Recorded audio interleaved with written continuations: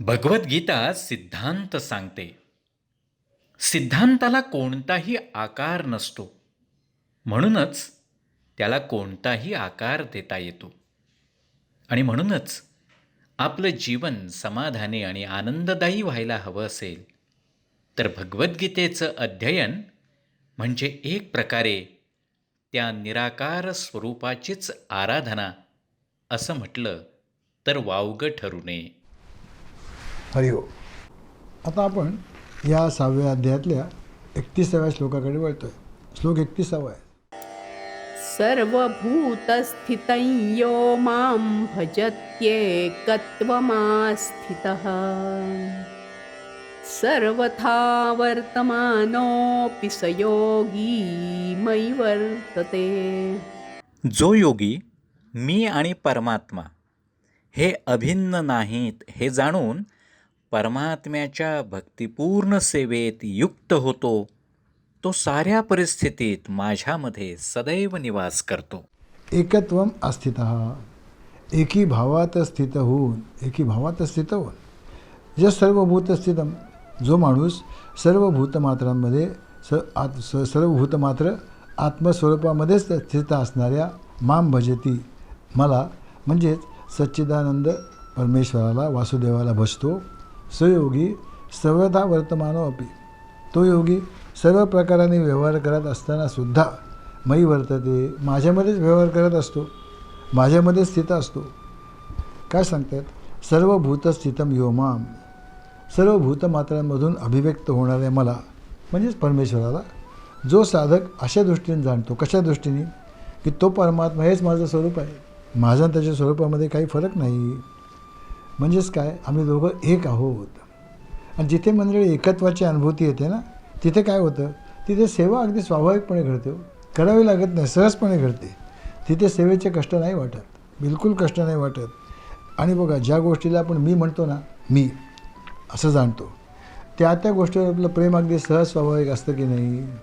जसं बघा, आता या शरीराला आपण मी म्हणून स्वीकारलं आहे की मी म्हणजे कोणी शरीर. आणि म्हणूनच प्रत्येकाचं आपल्या शरीरावर अगदी निरपेक्ष प्रेम असतं की नाही. काय अपेक्षा असते का? नक्कीच नाही. किंबहुना प्रत्येकजण स्वतःवरच जास्त प्रेम करतो बरं, काय नक्की आहे. म्हणजे बघा, आणि म्हणूनच मग व्यक्ती अगदी 10 वर्षाची असो नाही तर 80 वर्षाची असो, आरशापुढे उभं राहिलं की अगदी अर्धा तास आनंद समाधी लागते की नाही. का बरं? स्वतःच रूप पाहत असतो ना.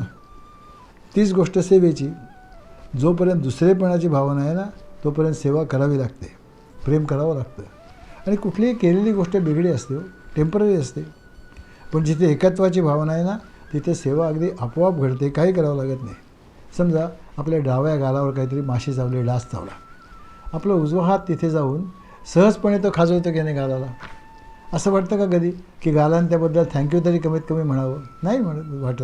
किंवा हातालासुद्धा असं नाही वाटत की आपण त्याच्यावर काहीतरी उपकार केले. अपेक्षाच नाही आहे. का बरं? कारण ज्याची सेवा केली जाते तो आणि जो सेवा करतो आहे तो, हे दोन्ही एकच आहेत.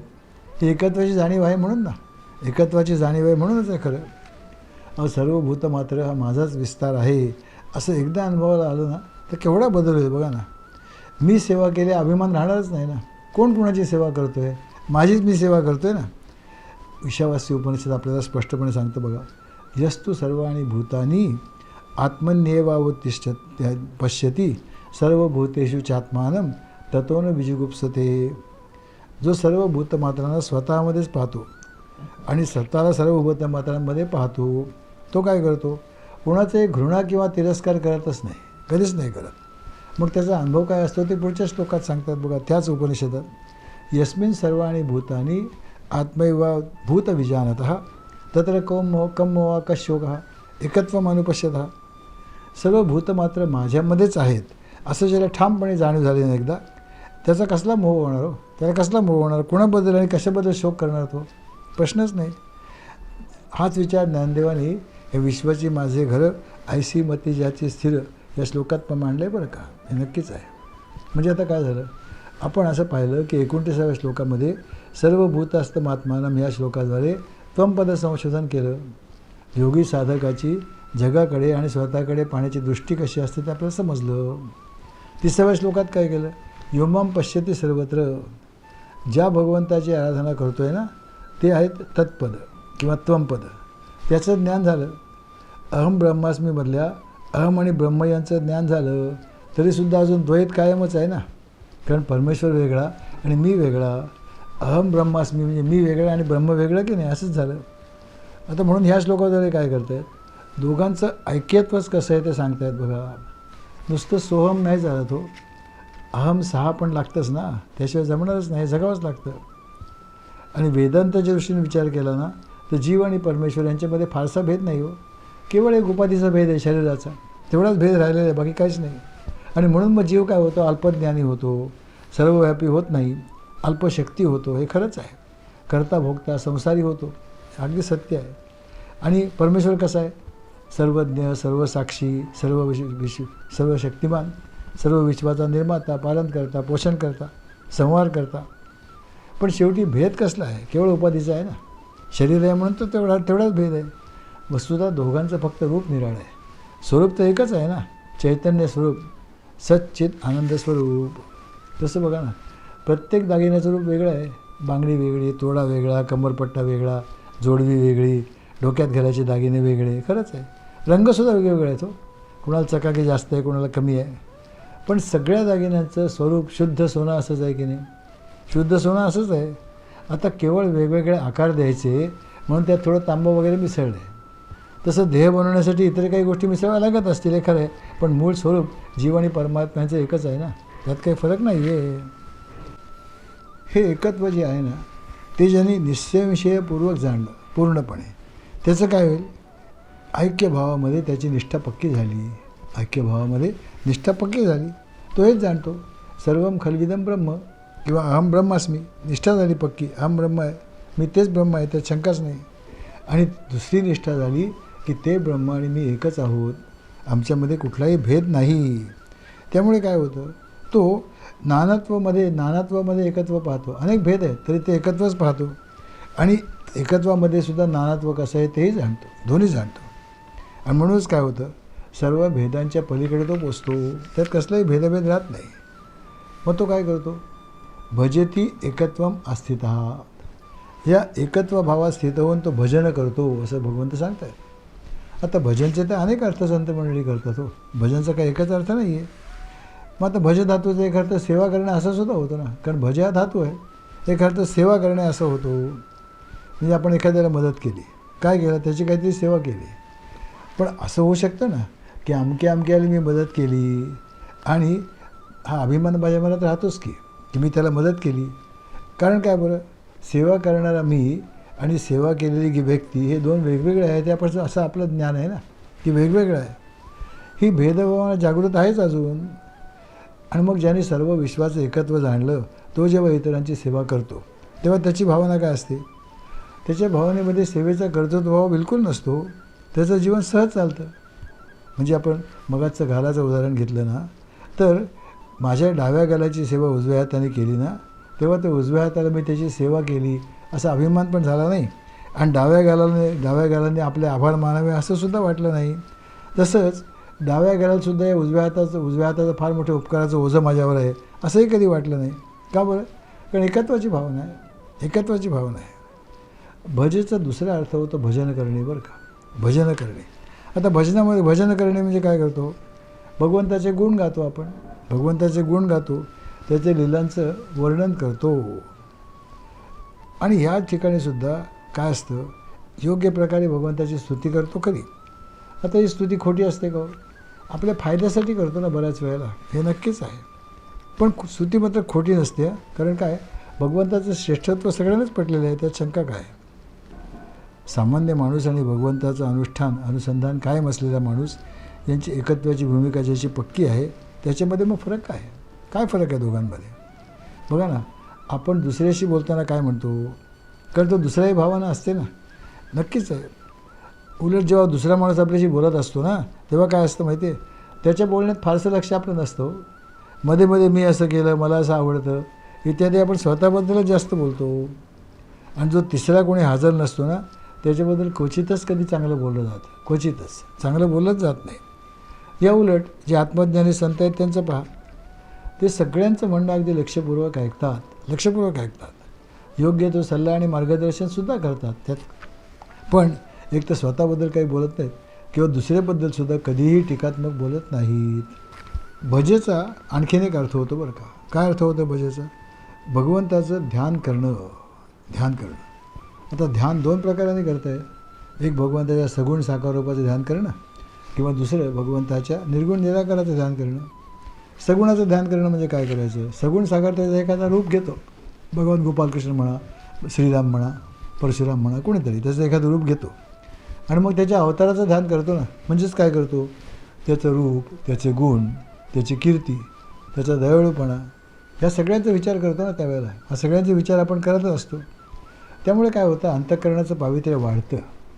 कारण त्या व्यक्तीबद्दल किंवा त्या रूपाबद्दल आपल्याला अतिशय आदर आहे आणि जसे आपले विचार असतात तसा माणूस असतो. आणि म्हणून तर म्हणतात की ध्यान कधी अपवित्र वस्तूचं करू नये, कारण अंतःकरणाची अपवित्रता वाढते. त्यामुळे नक्कीच वाढते. त्यामुळे जर पवित्र वस्तूचं ध्यान करावं तर अंतःकरणाचं पावित्र्य वाढेल. आणि भगवंत इथं जगातली सर्वात पवित्र वस्तू आहे ना. त्या संबंधात एक गंमत सांगतो बरं का. एका माणसाने मला विचारलं, 10व्या अध्यायात एक श्लोक येतो. काय येतो? अक्षराणाम आकारोस्मी, की प्रत्येक अक्षरामध्ये अ माझा आहे. म्हणजे जगामध्ये असं एकही आकार नाही की जो मी एकही असा शब्द असं एकतरी शब्द जगात आहे का की अ शिवाय पुरा होतो? कुठलाच शब्द पुरा होत नाही. त्यामुळे जर अनी सोडणारा प्रत्येक शब्द मी आहे तर म्हटलं मग रामाचं ध्यान कशाला करायचं? मी समजा मांजर असं जप केला तर काय बिघडलं? रामाचा जप कशाला करायचा? मांजराचा करीन ना. मला मांजर आवडतं. म्हटलं करायला काहीच हरकत नाही. पण आपण रामाचा जप करतो, ध्यान करतो म्हणजे काय होतं की रामाचे जे काही गुण आहेत ते थोडेफार तरी अंगात उतरावे असा प्रयत्न असतो ना. निदान अपेक्षा तरी असते की तसे थोडेसे गुण आपले असावेत. म्हटलं काय होईल जर तुम्ही मांजराचं ध्यान करायला लागलात ना तर एखाद दिवशी उंदीर पकडून खायची इच्छा होईल, दुसरं काही नाही होणार. करायला हरकत काहीच नाही. असं आहे म्हणजे अपवित्र वस्तूचं ध्यान करून कसं झालं? पवित्र वस्तूचं ध्यान केलं पाहिजे. अगदी खरं आहे. आणि निर्गुण निराकार स्वरूपाचं ध्यान करायचं असेल ना किंवा सगुण स्वरूपाचं ध्यान करायचं असेल तरीसुद्धा काय दोन्ही पवित्रच आहेत ना. त्यात काय अपवित्र काहीच नाही आहे. भजती एकत्वम आस्थिता असंच भगवंत सांगतात ना. आणि असा जो कोणी योगी आहे ना त्याच्याबद्दल भगवंत सांगतात, सर्वथा वर्तमानोपी सयोगी मयी वर्तते. म्हणजे त्याचा व्यवहार कसाही असला, तो काहीही करीत असला तरी तो सदैव माझ्यामध्ये स्थित असतो. पण मंडळी याचा अर्थ असा नाही आहे की तो काहीतरीच करतो, नको ते करतो, अनैतिक काहीतरी करतो, बेकायदेशीर काहीतरी करतो, असं असूच शकत नाही. निश्चित नाही ना. कारण बघा ना, जो योगी एकभावात स्थित झाला, ऐक्यभावात स्थित झाला, हे विश्वाची माझे घरं अशी ज्याची पक्की मती स्थिर झाली, तो कसा काय कोणाला त्रास देईल, कोणावर बलात्कार करेल, कोणाचा अत्याचार करेल, कोणाचं नुकसान करेल, कोणाबद्दल वाईट विचारसुद्धा तर करू शकणार नाही. कारण त्याच्या दृष्टीने दुसरा कोणी नाहीच आहे ना. सर्वत्र तोच तर भरलेला आहे. हे काय? आणि असं असल्यामुळे तो वाईट कधी करणारच नाही. मग सर्वथा वर्तमानोपीचा अर्थ काय घ्यायचा? सर्वथा वर्तमानोपीचा अर्थ असा की जरी सगळे दोन्ही योग्यांची ज्ञानभूमिका एकच असली तरीसुद्धा व्यवहार निरनिराळा असू शकतो. कसा? प्रारब्धाप्रमाणे त्याचे कर्म वेगळे असतात, भाषा वेगळी असते, उच्चार वेगळे असतात, आचार वेगळे असतात, ध्यानही वेगळं असतं. तसं बघा ना, वसिष्ठ ऋषी अगदी शांत होते, दुर्वास ऋषी अतिशय रागीट होते. तर दोघांची ध्यानभूमिका कमी जास्त होती का? नक्कीच नाही. हे खरंच आहे. तसंच आता एखादा योगी सतत फिरत राहतो आयुष्यभर आणि एखादा एका गावात बसतो. आता साईबाबा एकाच ठिकाणी राहिले की एकाच शिर्डी गावामध्ये ते 50-60 वर्ष राहिले. याच्याऐवजी काही संन्यासी सतत शंकराचार्य सतत फिरत होते. म्हणजे मग दोघांची भूमिका काही वेगळी असते. आता एखादा अतिशय कर्मकांडी असतो, सारखे याग करा, यज्ञ करा, हे करा, ते करा, चालूच असतं त्याचं. आणि एखादा असा असतो की जो काही कर्मकांड करताना दिसत नाही, नामसुद्धा घेताना दिसत नाही, सतत ध्यानामध्येच असतो. असंही असतं. एखादा संसारी असतो, ज्ञानी माणूस एकनाथांसारखा, आणि एखादा संन्यासी असतो. हे तर भेद राहणारच आहेत ना त्यांच्यामध्ये. पण एकत्वाची निष्ठा ज्याने प्राप्त केली ना, तो स्वतःला मी करता, मी भोगता असं कधीच मानत नाही. त्यामुळे मी सुखी, मी दुःखी भावही त्याच्याजवळ नसतो.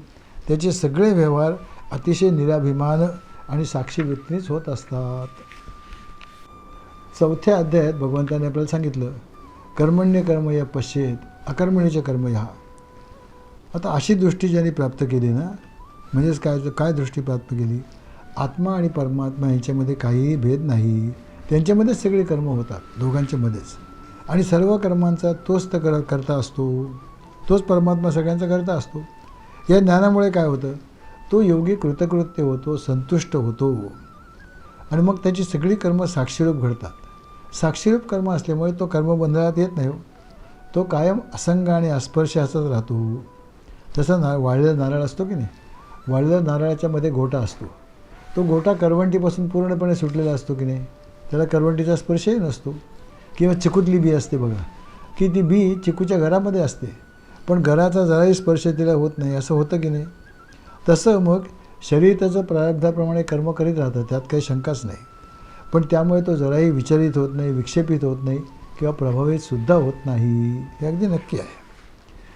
5व्या अध्यायामध्ये भगवंतांनी सांगितलं होतं की असा योगी कसं करतो, सर्व कर्माणि मनसा संन्यस्यास्ते सुखम वशी नवद्वारे पुरे देही नैव कुर्वन्न कारयन, असा राहतो. म्हणजेच काय, ज्याने आपलं अंतःकरण पूर्णपणे वश केलेलं आहे असा योगी कर्माचा त्याच्या मनाने त्याग करतो. कर्माचा मनाने त्याग करतो. मी करता भाव कधीच ठेवत नाही. आणि म्हणूनच काय करतो, म्हणूनच तो शरीरात राहूनसुद्धा सतत सच्चिदानंद स्वरूपामध्ये स्थित असतो, असं भगवंतांनी सांगितलं. बघा 29व्या श्लोकामध्ये त्वमपद म्हणजे अहमचं संशोधन झालं. 30व्या श्लोकात तत्पद संशोधन झालं, ब्रह्म म्हणजे काय त्याचं संशोधन झालं. आणि 31व्या श्लोकामध्ये अस्मी म्हणजे अस्मी पदाचं संशोधन झालं. संशोधन म्हणजे विश्लेषण बरं का झालं. मी आणि परमात्मा एकच आहोत, जगातले सर्व प्राणी मात्र आणि मी एकच आहोत, हा समत्व योग आहे. आणि हा समत्व योग ज्याने आत्मसात केला ना, त्याचं वर्णनच भगवंत पुढच्या श्लोकात करणार आहेत. पाहूया. हरिओम.